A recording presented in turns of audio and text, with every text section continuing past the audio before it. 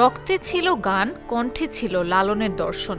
দাদি গান করতেন, বাবার ছিল সুরের অনুরাগ। সেখান থেকেই শুরু ফরিদা পারভিনের সঙ্গীত যাত্রা। মাত্র 14 বছর বয়সে পেশাদার মঞ্চে ওঠা সেই কিশোরী আজ বাঙালি হৃদয় অমর হয়ে থাকলেন লালন সম্রাজ্ঞী হিসেবে।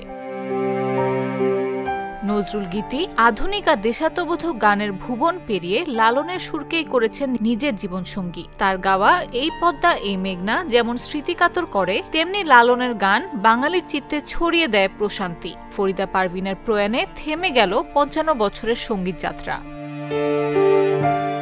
নাটোরের সিংড়ায় জন্ম নেয়া ফরিদা পারভিন ছোটবেলায় ছিলেন চঞ্চল প্রকৃতির। প্রায় সারাক্ষণ দৌড়ঝাঁপ আর খেলাধুলায় মেতে থাকতেন। ফরিদার শৈশবের সময়টা তার কেটেছে মাগুরায়। স্কুল জীবনের শুরুটাও সেখানে। সেই সময় ওস্তাদ কমল চক্রবর্তীর কাছে তার সঙ্গীতে হাতেখড়ি। বাবার চাকরির সুবাদে দেশের বিভিন্ন জেলায় থাকা হয়েছে তার। পড়তে হয়েছে বেশ কয়েকটি স্কুলে। পরে দীর্ঘদিন কুষ্টিয়া শহরে ছিলেন ফরিদা। কুষ্টিয়ার মীর মোশাররফ হোসেন বালিকা বিদ্যালয় থেকে এসএসসি পাশ করেন তিনি। 1974 সালে কুষ্টিয়া গার্লস কলেজ থেকে এইচএসসি এবং একই কলেজ থেকে স্নাতক। ওই শহরেই দীর্ঘদিন তিনি চর্চা করেছেন লালন গীতির। শৈশব থেকেই ফরিদা পারভিনের পছন্দ ছিল সন্ধ্যা মুখোপাধ্যায়ের গান। কে সন্ধ্যা সেও তার জানা ছিল না তখন। বড় হয়ে পরে জানতে পারেন সন্ধ্যা মুখোপাধ্যায়ের নাম। রেডিও ছেড়ে দিয়ে তার গান শুনতেন।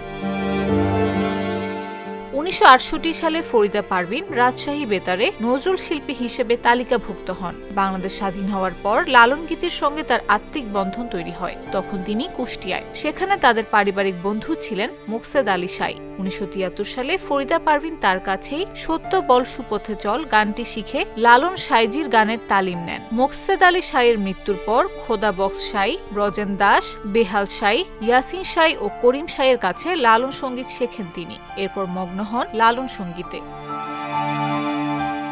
ফরিদা পারভিনের প্রথম স্বামী প্রখ্যাত গীতিকার ও কণ্ঠশিল্পী আবু জাফর। সেই সংসারে তাদের 3 ছেলে ও 1 মেয়ে। তার দ্বিতীয় স্বামী বাঁশি শিল্পী গাজী আব্দুল হাকিম। লালন সাইয়ের বাণী ও সুরকে বিপুল সংখ্যা মানুষের কাছে পৌঁছে দিতে অবদান রেখেছেন ফরিদা পারভিন। বিশ্ব দরবারে তিনি লালনের বাণী ও সুর প্রচারে অগ্রণী ভূমিকা পালন করেছেন। Japan, Sweden, Denmark, Canada, Australia, যুক্তরাষ্ট্র, যুক্তরাজ্য সহ অনেক দেশে লালনের গান পরিবেশন করেছেন তিনি।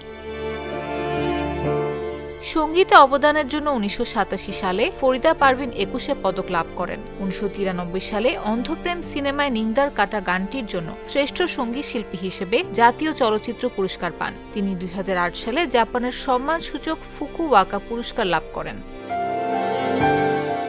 দীর্ঘদিন ধরে কিডনি জটিলতায় ভুগছিলেন বরেণ্য এই শিল্পী। 2 সেপ্টেম্বর ডায়ালাইসিসের পর তার শারীরিক অবস্থার অবনতি হলে চিকিৎসক তাকে হাসপাতালে ভর্তি হওয়ার পরামর্শ দেন। এরপর থেকে তাকে হাসপাতালের নিবিড় পরিচর্যা কেন্দ্রে চিকিৎসা দেয়া হচ্ছিল।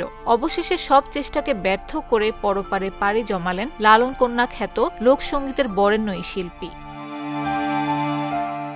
ফরিদা পারভিনের প্রয়াণে নিভে গেল এক দীপ্তিমান আলো। তবু তার কণ্ঠের সুধা ছড়িয়ে যাবে অনন্তকাল, প্রজন্ম থেকে প্রজন্মে। নাফিস আব্দুল্লাহ, জাগো নিউজ।